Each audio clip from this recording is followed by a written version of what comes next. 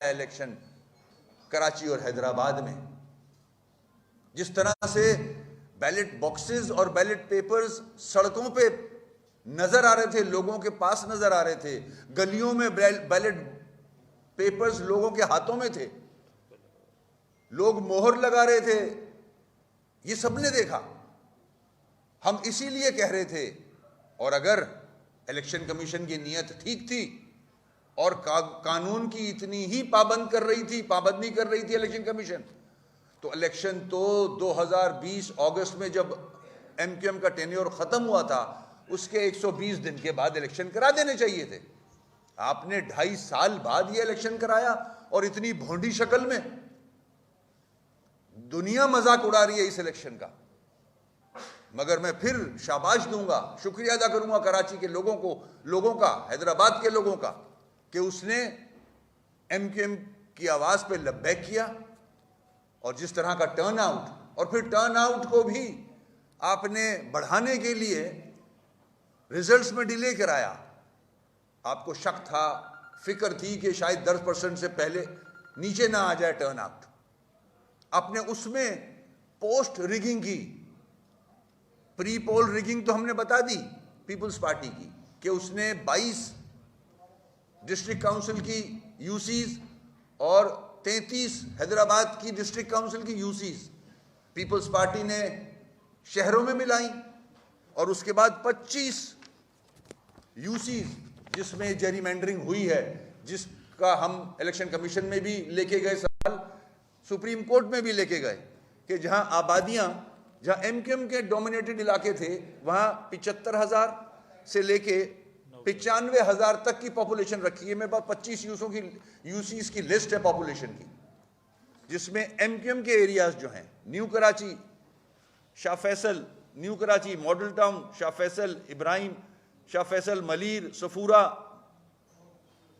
Chanesar, Najmabad, north Najmabad, Orangi, इसमें 75,000 से लेके 95,000 तक की यूसियां बनाई हैं। और इधर आ जाएं आप 25 यूसीज में जो पीपल्स पार्टी के एरियाज हैं। 29,000 से लेके आखिरी यूसी इन्होंने 48,000 की बनाई है।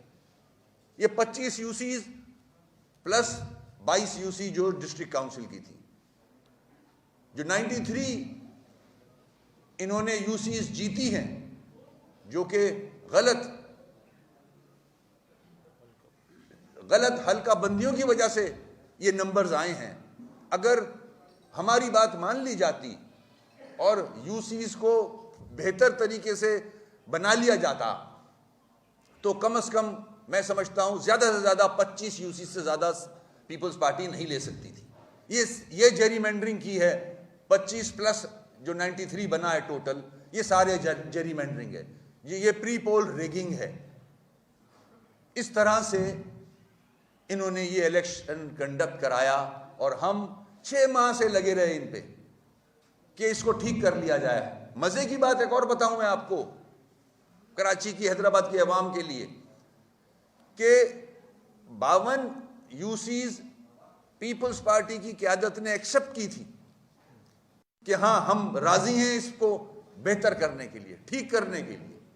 हमारा जो एग्रीमेंट पीपल्स पार्टी से हुआ था, उसमें ये एक इंपॉर्टेंट पॉइंट लिखा हुआ था, जिसपे आसिफ जरदारी, बिलावल साहब ने एग्री किया था कि जब भी हल्का बंदियां होंगी, मुशावरत से होंगी, कॉन्सेंट से होंगी, मिल के करेंगे, ताकि कोई गलतियां ना हो, कोई खामियां ना हो,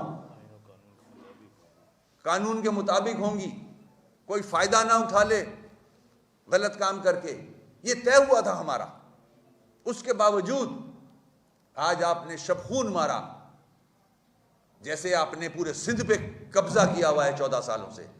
आप कराची और हैदराबाद के ऊपर भी जाली मैंडेट लेके काबिज होना चाह रहे हो। अल्लाह का शुक्र है, कराची और हैदराबाद के लोगों ने आपको आज फिर रिजेक्ट किया है। आप समझते हो कि इस तरह से कराची आपको एतमाद का वोट देगा? सवाल ही पैदा नहीं होता। आपकी कारकर्दगी देखें, आने वाली नस्लें जो है ना कराची हैदराबाद की, वो आपको वोट नहीं डालेंगी। आने वाली नस्लें,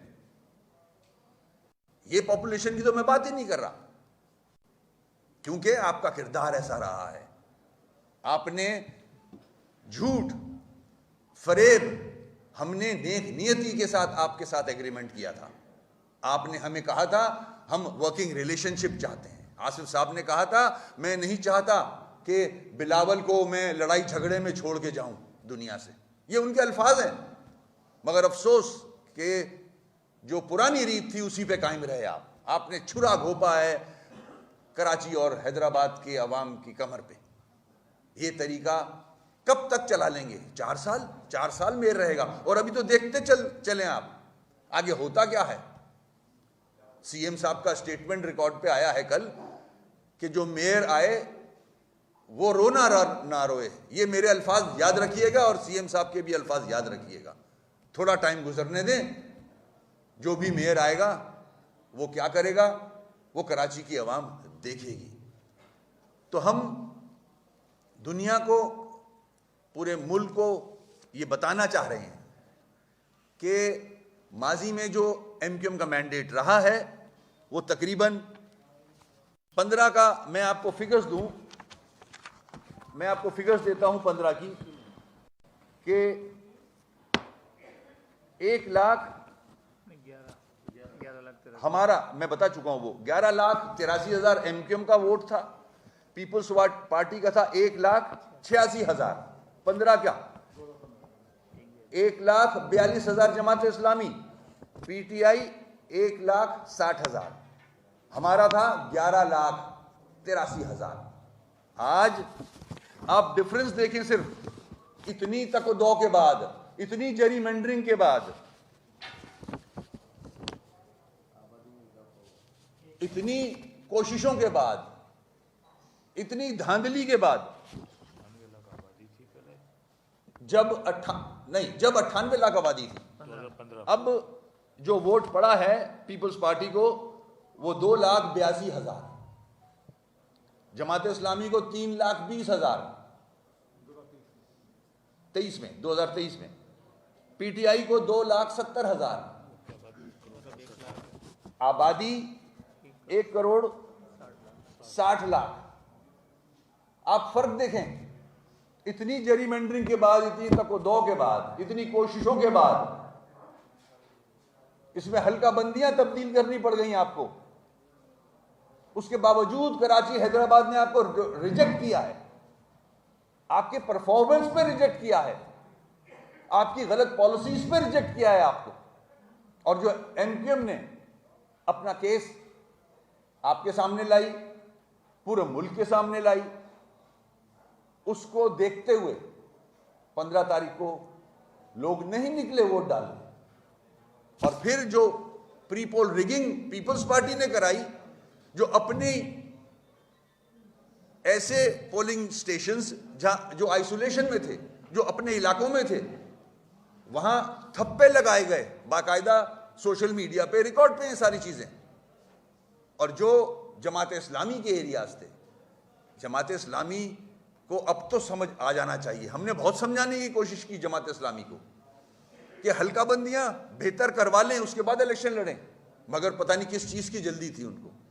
जो जमात इस्लामी या पीटीआई के इलाके थे उसमें इन्होंने जो स्टाफ था पोलिंग का से रिलेटेड, उनको 1 बजे के बाद भेजा है। वहां सारा प्लान था इलेक्शन कमीशन के साथ। ये तो पूरा शहर हैदराबाद, कराची इस इलेक्शन को रिजेक्ट करता है।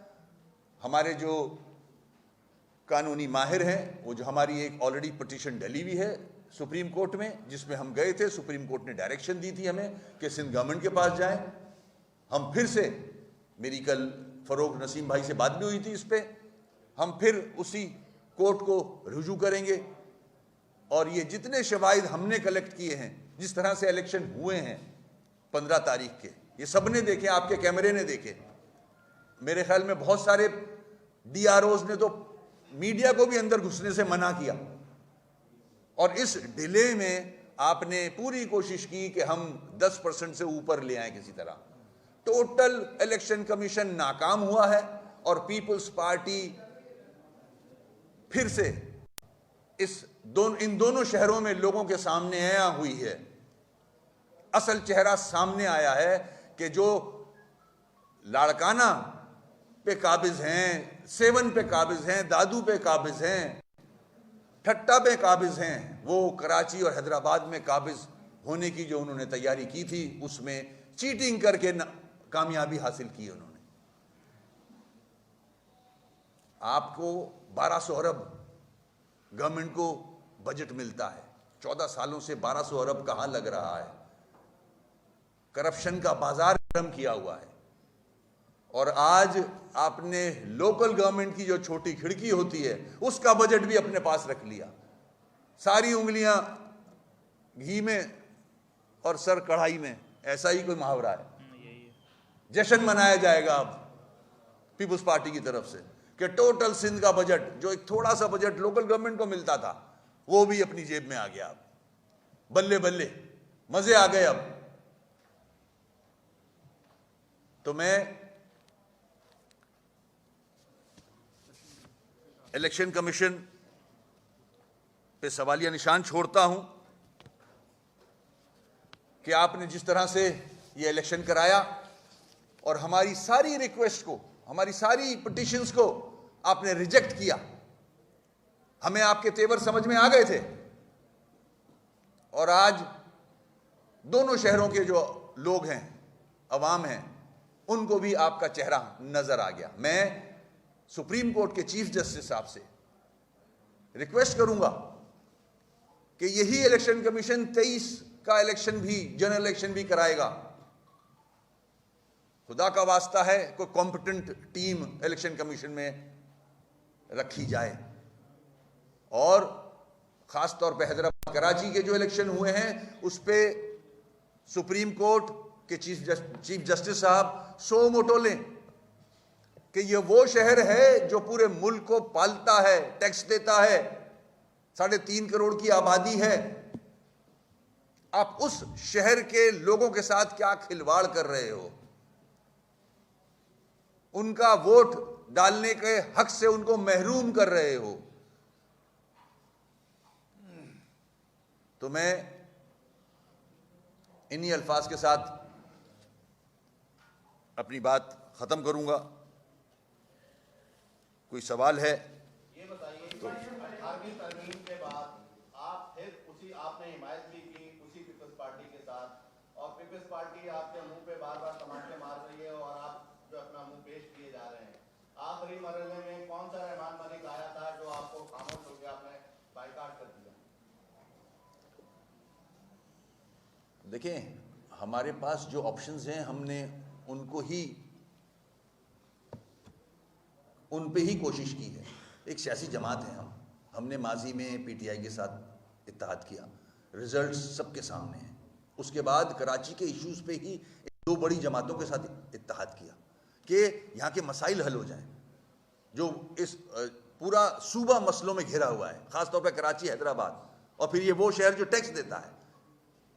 इसका मैंडेट है हमारे पास। वो 7 वोट हमने इस शहर के मसाइल हल करने के लिए इन दोनों जमातों को दिए। मगर अफसोस कि ना तो पीटीआई ने उस माहिदे पे अमल किया और ना इन दोनों जमातों ने। इंशाअल्लाह अब मौका मिलेगा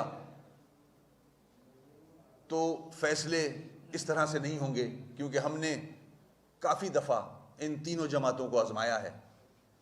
ये इनमें से कोई भी इस सूबे, इन शहरों की खैर ख्वाह नहीं है।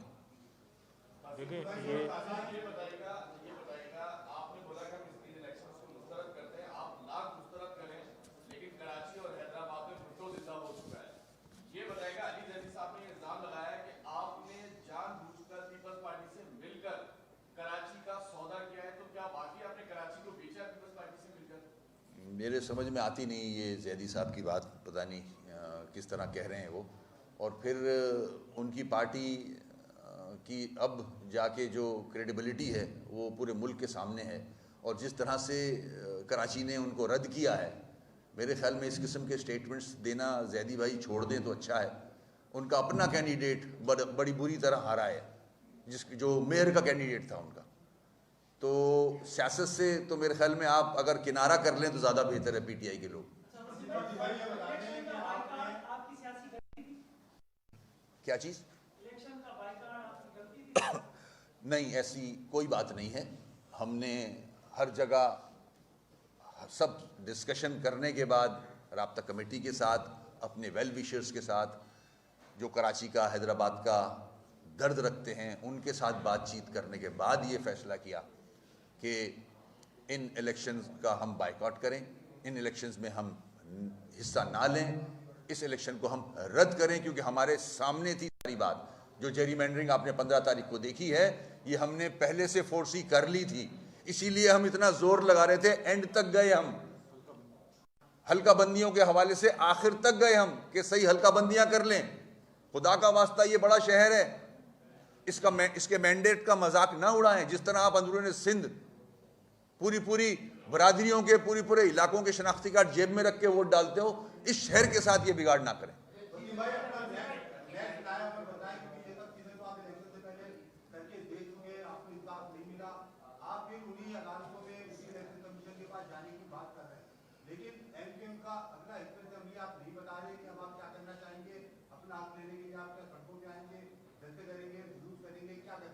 देखिए, हमारा इंशाल्लाह कल जनरल वर्कर इजलास है, उसमें खालिद भाई पॉलिसी देंगे, वो आपके सामने आ जाएगी, आप भी वहाँ शरीक होंगे इंशाल्लाह।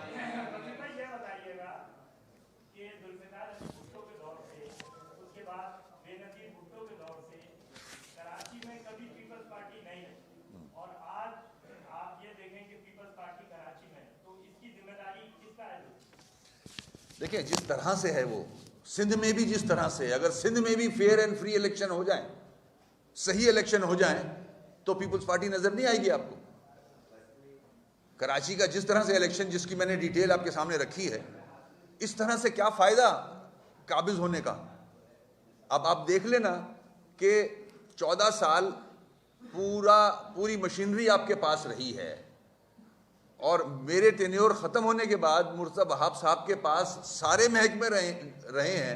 क्या चेंज ले आए वो इस शहर में। ये जो भी मेयर आता है, देख लेते हैं, आपके सामने ही है। अच्छा वसीम भाई, एक सवाल छोटा सा ये है कि एमक्यूएम जो है वो एतराज करती रही, अदालत नहीं सुन रही, इलेक्शन कमीशन नहीं सुन रहा, फिर बातें हुई कि एहतजाज होगा, एहतजाज का एलर्जी नहीं निकला। अब लोग ये सोच रहे हैं एमक्यूएम के दमदम नहीं है, और अब जो है पहले मेयर होता था एमक्यूएम का, अब पूरी एमक्यूएम रहेगी, क्या ऐसा है? देखें, हम जहां एहतजाज करना होगा, जिस फोरम पे आवाज़ बुलंद करनी होगी, अल्लाह का शुक्र है हमारा मैंडेट है। ज़रूरी नहीं है कि अगर हम इस इलेक्शन से बाहर रहे हैं, आगे आने वाले वक्त में और भी इलेक्शन आएंगे, 23 का भी इलेक्शन है, सामने आ जाएंगी सारी चीज़ें। हम जद्दोजहद कर रहे हैं कि इन मसाइल से किस तरह से आगे बढ़ें। इंशाल्लाह 23 का इलेक्शन सामने है हमारे। वसीम भाई ये बता देगा कि सिंध हुकूमत ने नोटिफिकेशन जारी किया था, कि बलदियाती हल्का बंदियों के हवाले से उनको मंसूख कर दिया था, तो अब आपका दोबारा कोई सिंध हुकूमत से जो राब्ता हो रहा है, जो बलदियाती इंतखाबात होने, मेरे ख्याल में आगे अब किस तरह से होगा? अब राब्ता तो मेरे ख्याल में हम नहीं करने जा रहे। हम कोर्ट में जाएंगे, जैसे कि मैंने कहा, जो हमारा ऑलरेडी एक केस पेंडिंग है, उसी को आगे लेके चलेंगे, डिलिमिटेशन से रिलेटेड।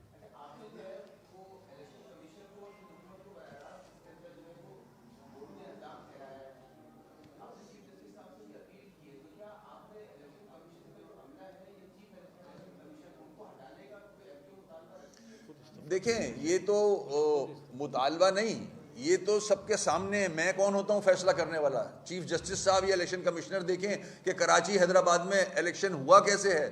आपको सोशल मीडिया पे बैलेट बॉक्सेस और बैलेट पेपर्स गलियों में नजर आ रहे हैं, तो इसमें मुझे और कहने की जरूरत क्या? ये तो खुद उनको फैसला करना चाहिए कि जिस तरह से ये इलेक्शन कंडक्ट कराया है, कि इसी तरह जनरल इलेक्शन को भी देखेंगे इस मुल्क के साथ क्या करने जा रहे हैं। और मुल्क, कराची फिर से रिपीट करूंगा, इतना बड़ा शहर है, पूरे मुल्क को टैक्स देता है, उसके साथ आपने खिलवाड़ किया है, किसी को कब्जा दिलवाया है, जबरदस्ती का कब्जा दिलवाया है पीपल्स पार्टी को हैदराबाद और कराची पे।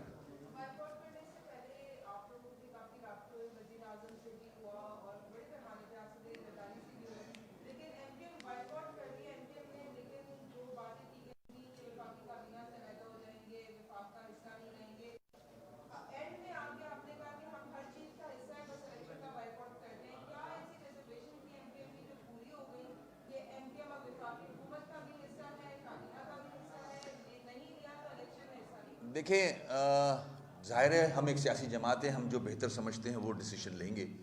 जहाँ तक वफाक का मामला है, बिल्कुल हम नहीं चाहते, मुल्क मुश्किल में घिरा हुआ है। हमारी प्राइम मिनिस्टर साहब से भी बातचीत रही है। हम और हालात ख़राब करना नहीं चाहते थे। अगर हम हुकूमत से बाहर आते तो आज जो हालात आप देख रहे हो पंजाब में और जो बॉर्डर्स पे जो लॉ एंड ऑर्डर सिचुएशन है, उसमें हम मज़ीद इजाफा करना नहीं चाहते थे। हमारा इशू पर्टेन करता था सिंध गवर्नमेंट से, और हमारा हक था, ये हमारा जमहूरी हक था कि हम इस इलेक्शन की लेजिटिमेसी को भी चैलेंज कर रहे हैं। नहीं मानते, गलत इलेक्शन हुआ है, ये धांधली ज़दा इलेक्शन है, ये प्री पोल रिगिंग हुई है, पोस्ट पोल रिगिंग हुई है। पूरे पाकिस्तान ने देखा है इस रिगिंग को। ये मैं अकेला नहीं कह रहा, अखबारात देख लें, जितने एडिटोरियल्स आए हुए हैं उनको देख अखबारों के कि वो क्या कह रहे हैं इस इलेक्शन पे। मैं अकेला उंगली नहीं उठा रहा हूं। जो भी लिखने वाला है वो लिख रहा है कि 15 का इलेक्शन मैनेज था, इलेक्शन कमीशन का के साथ सिंध गवर्नमेंट दोनों ने मैनेज किया हुआ था।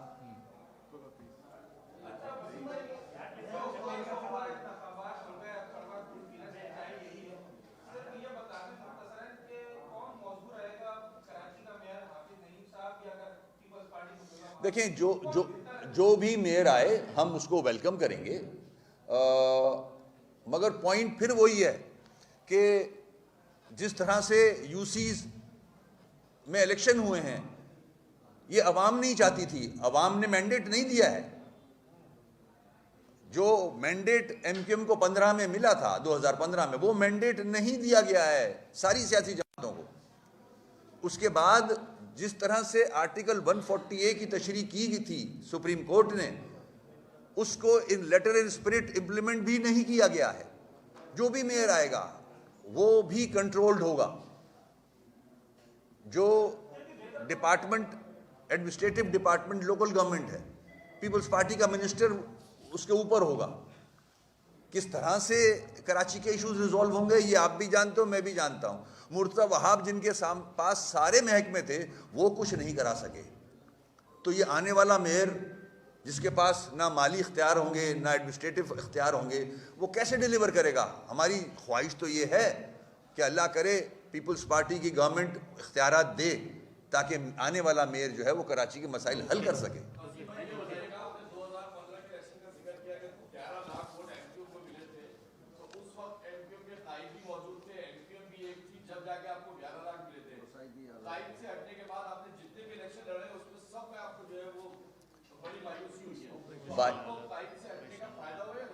बाईस के बाद जो इलेक्शन हमने लड़ा था, माजी से 11.5 लाख वोट मिले थे हमें, ऐसे ही है ना।